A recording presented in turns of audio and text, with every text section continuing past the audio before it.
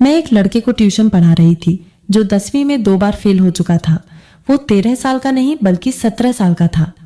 Tuition के समय वो हमेशा मेरी तरफ ही देखता रहता था।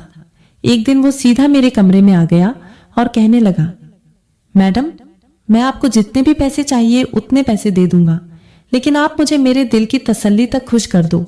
मैं उसको छोटा बच्चा समझकर उस पर हंस पड़ी। मैंने उसे छोटा बच्चा समझकर यही सोचा था, ये मेरा क्या ही कर लेगा। चलो मैं इसकी इच्छा पूरी कर देती हूँ, उससे मुझे पैसे तो मिल जाएंगे। पर उसने तो बेड पर कमाल कर दिया। पूरे 3 घंटे तक बिना रुके पूरे जोश में उसने मेरे पसीने निकाल दिए थे। मैं पूरी तरह से थक कर चूर हो गई थी। मेरा शरीर दर्द कर रहा था। मैं उसे हाथ जोड़कर मना करने लग गई, लेकिन वो नहीं माना। और फिर उसने मेरी हर बार की तरह आप लोगों से यही एक छोटी सी रिक्वेस्ट करती हूँ, अगर अभी तक आप लोगों ने हमारे चैनल को सब्सक्राइब नहीं किया है तो प्लीज चैनल को सब्सक्राइब कर दीजिए। साथ में बेल नोटिफिकेशन को ऑल पर सेट करके वीडियो को जरूर से जरूर लाइक कर दीजिए। धन्यवाद जी। मेरा नाम रोहिणी है और मैं घर पर ही ट्यूशन क्लास चलाती हूँ और 10वीं तक के लड़के और लड़कियां मेरे पास ट्यूशन पढ़ने आते थे। ट्यूशन से मैं महीने के 10,000 रुपए के आसपास कमा लेती हूँ, लेकिन वो पैसे भी कहीं ना कहीं घर में ही खर्च हो जाते थे। 10,000 रुपयों में भी मैं अपना घर ठीक से चला नहीं पाती थी, लेकिन जो था मेरे लिए वो ठीक ही चल रहा था। एक दिन मेरी ट्यूशन में एक 65 साल का व्यक्ति अपने 13 साल के पोते को लेकर मेरे पास आया। वो व्यक्ति एक बड़ी सी महंगी गाड़ी में बैठकर मेरे घर आया था और उसके रहन सहन, बोलचाल और हाव भाव से वो बिल्कुल एक रईस पैसे वाला इंसान लग रहा था। उस व्यक्ति की ऐसी शान देखकर मेरी आंखें चौंधियां गई थी। मैंने उनसे उनका परिचय पूछा तो वो बोले, मैं दीनदयाल हूँ और मैं अपने पोते को आपके पास ट्यूशन के लिए लाया हूँ। मेरे दिल में एक सवाल उठ रहा था कि ये व्यक्ति इतना अमीर होते हुए भी अपने पोते को मेरे पास ट्यूशन में क्यों लाया है, जबकि शहर में बड़े बड़े कोचिंग सेंटर थे। मैंने उनसे अपने उसी सवाल का जवाब मांगा। इस पर उन्होंने कहा, मैडम, अगर आप मेरे पोते को 13 साल का समझ रही हैं तो सुनिए, वो 13 साल का नहीं बल्कि 17 साल का है। उसकी 10वीं पास करने की उम्र तो कब की निकल चुकी है। पिछले कई सालों से वो बार बार 10वीं में फेल हो रहा है। शहर के बड़े बड़े कोचिंग सेंटरों में उसे पढ़ाया गया, लेकिन कुछ फायदा नहीं हुआ। सब जगह निराशा ही हाथ लगी। एक छात्र से आपका काफी नाम सुना था। कभी कभी जो बड़े लोग नहीं कर सकते हैं वो काम एक साधारण सा व्यक्ति कर देता है। यही सोचकर मैं आपके पास बहुत उम्मीद लेकर आया हूँ। मुझे यकीन है कि आपके यहाँ पढ़ने से मेरा पोता इस बार जरूर 10वीं पास करेगा। दीनदयाल की बातों में मुझे सच्चाई नजर आई थी। मैंने उनके पोते का एडमिशन कर लिया। उस दिन से ही वो मेरे पास पढ़ने आया था। मैं बाकी छात्रों से महीने के 1,000 रुपए लिया करती थी, लेकिन दीनदयाल से मैंने उनके पोते की ट्यूशन फीस 2,000 रुपए बताई। वो मान गए और उसी दिन से उन्होंने उसे मेरे पास ट्यूशन के लिए छोड़ दिया। उनके लिए तो 2,000 रुपए मामूली बात थी, क्योंकि बाकी छात्रों के माता पिता की तरह उन्होंने पैसे देने में कोई झंझट नहीं की थी। पहले ही दिन उन्होंने मुझे पूरे महीने की फीस दे दी थी। उस लड़के का नाम रोहित था। पहले दिन जब मैंने रोहित को पढ़ाना शुरू किया तो वो पढ़ाई में बहुत कमजोर दिखा। उसका ध्यान पढ़ाई को छोड़कर कहीं और था। 2 दिन तक यही चलता रहा। तीसरे दिन दीनदयाल अपने पोते की पढ़ाई के बारे में पूछने ट्यूशन में आए। मैंने उनसे कहा, आपका पोता पढ़ाई में बहुत कमजोर है। मुझे उस पर अतिरिक्त मेहनत करनी पड़ेगी और इसके लिए फीस भी ज्यादा लगेगी। 2,000 रुपए में काम नहीं चलेगा।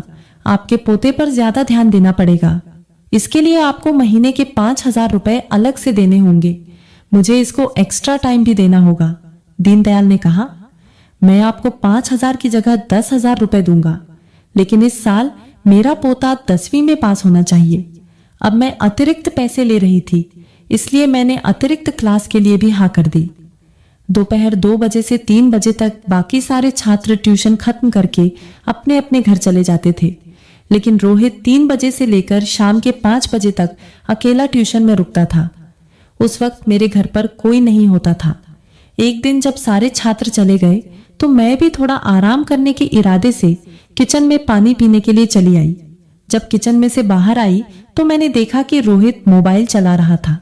जैसे ही मैंने उसके हाथ में मोबाइल देखा, मैंने उससे मोबाइल ले लिया। उसके पास जो मोबाइल था वो साधारण नहीं था, बल्कि बहुत महंगा फोन था। 13 साल के लड़के के हाथ में 1.5 लाख का फोन देखकर मेरी आंखें फटी की फटी रह गई। रोहित बहुत ही जिद्दी था। ये मुझे उस दिन समझ में आया जब मैंने उसके हाथ से मोबाइल लिया था।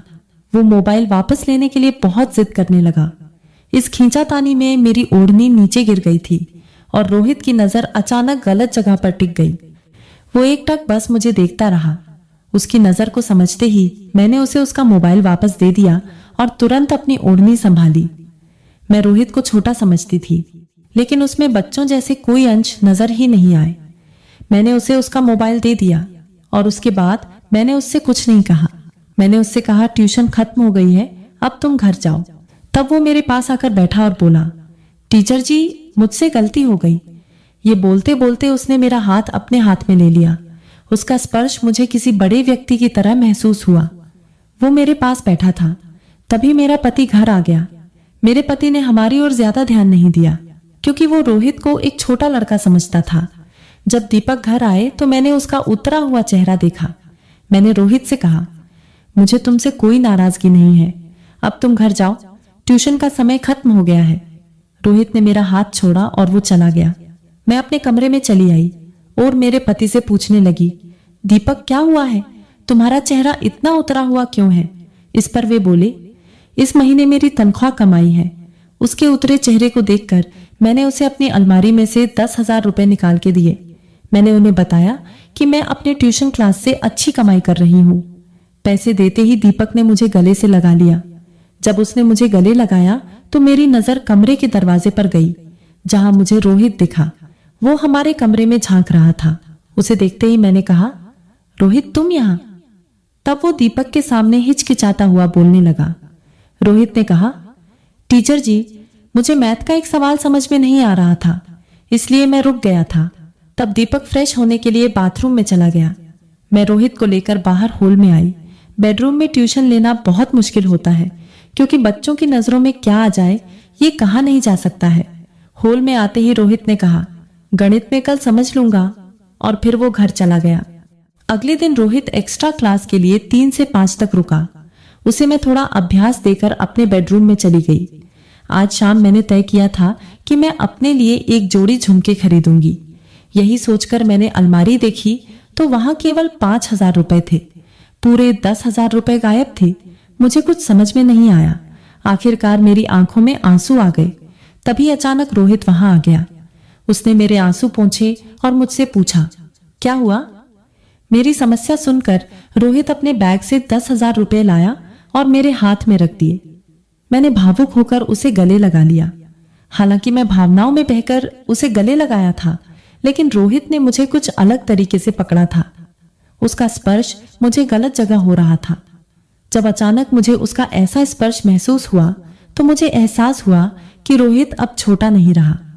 मैंने तुरंत उसे अपने से दूर कर दिया। जब मैंने उसकी नजर देखी तो मैं हैरान हो गई। मैंने उसे पैसे वापस दिए और उसे बाहर हॉल में भेज दिया। उस दिन के बाद से रोहित मुझसे और ज्यादा चिपकने लगा। वो मुझसे हंसकर और बात करने लगा था। ऐसे ही दिन बीतते गए। कुछ दिन बाद जब मुझे फिर से पैसों की जरूरत पड़ी, रोहित की नजर फिर से फिसल गई, और वो इसलिए क्योंकि मुझे अपने दुपट्टे का ध्यान नहीं रहा, जिस कारण रोहित की नजरों ने मुझे ऐसी जगह छूना शुरू किया जिसके बारे में मैं सोच भी नहीं सकती थी। मेरी नजर रोहित पर थी। वो पुरुष जो स्त्री के नखरे उठाता है और उसे खुश रखता है, उसी के साथ समय बिताने की स्त्री की इच्छा होती है। पिछले कुछ दिनों से मैंने अपने पति को खुद से दूर रखा था, क्योंकि वो मेरी जरूरत पूरी नहीं कर पा रहा था। इसलिए उसे मेरे साथ समय बिताने का भी हक नहीं था। जब मैंने अपना दुपट्टा ठीक करना शुरू किया तो रोहित ने मुझे अपना एटीएम कार्ड दे दिया। उसका इरादा यही था कि मैं अपना दुपट्टा ठीक न करूं। मेरी सुंदरता देखकर वो मेरी मदद कर रहा था, ये मुझे समझ में आ गया था। धीरे धीरे मैंने उसे अपने प्रेम के जाल में फंसाना शुरू कर दिया।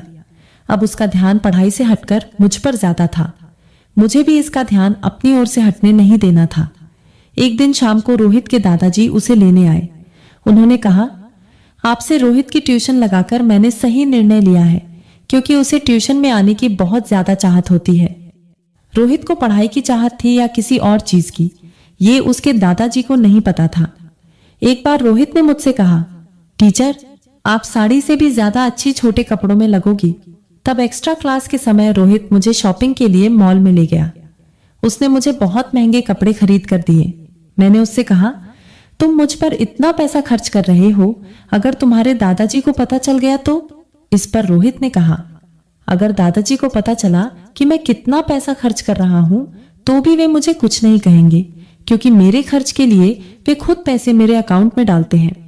दादाजी मुझे 50,000 रुपए पॉकेट मनी देते हैं और पिछले कई सालों से मेरे अकाउंट में काफी पैसा जमा हो चुका है, जिनको मैंने आज तक किसी पर खर्च नहीं किया है, और अब मैं तुम पर कर रहा हूं। रोहित का जवाब सुनकर मेरी आंखें फटी की फटी रह गई थी। यहां मुझे महीना भर काम करने पर भी पूरे 20,000 रुपए नहीं मिलते थे और रोहित की पॉकेट मनी ही 50,000 रुपए थी। उसके पॉकेट मनी के पैसे पर मैं अपना अधिकार जमा रही थी। इस पर से रोहित मेरी इच्छा पूरी। उस दिन मॉल में 2 घंटे घूमने के बाद मैं बहुत थक गई थी। घर आते ही मैं आराम करने लगी और फिर अपने कमरे में बाल सुखाने लग गई। तभी रोहित मेरे कमरे में आ गया। मुझे बाल सुखाते देखकर वो पूरी तरह से होश खो बैठा। मेरे पास आकर वो मेरे शरीर पर हाथ फेरने लगा। मैंने उसे खुद से दूर किया तो उसने मुझे जोर से अपनी ओर खींचा। रोहित ने कहा, टीचर, मैं आपको जो चाहिए वो दे रहा हूं ना, तो आपको भी मुझे जो चाहिए वो देना चाहिए ना।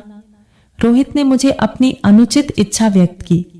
पिछले कुछ दिनों से वो मुझे अनजाने में अजीब ढंग से छूता था और मुझे अजीब तरीके से देखता था, लेकिन मैंने उसे कभी कुछ नहीं कहा।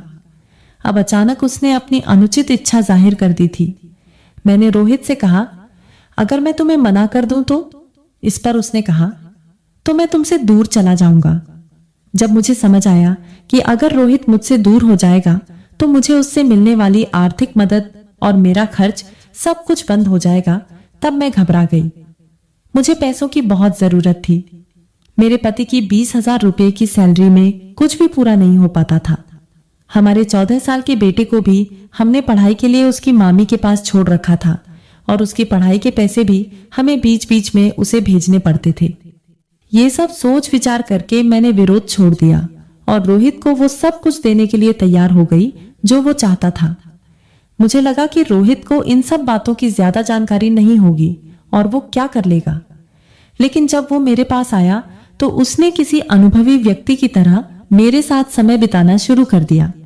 मैं रोहित को छोटा समझ रही थी, लेकिन वो बिल्कुल भी छोटा नहीं था। अब वो हर रोज एक्स्ट्रा क्लास के समय मेरे साथ समय बिताने लगा था। इसी तरह 2-3 दिन गुजर गए।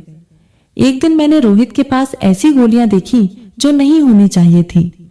मैंने उससे पूछा कि उसने ये ताकत बढ़ाने वाली गोलियां कहां से लाए हो, तो उसने कहा, पैसा फेंको तो सब कुछ मिलता है, जैसे तुम मुझे मिली हो। रोहित के ये शब्द सुनने में अजीब लगे, लेकिन मुझे पैसों की जरूरत थी, इसलिए मैंने उसकी बातों पर ध्यान नहीं दिया। मेरे साथ समय बिताने से पहले वो अक्सर उन गोलियों का सेवन करता था।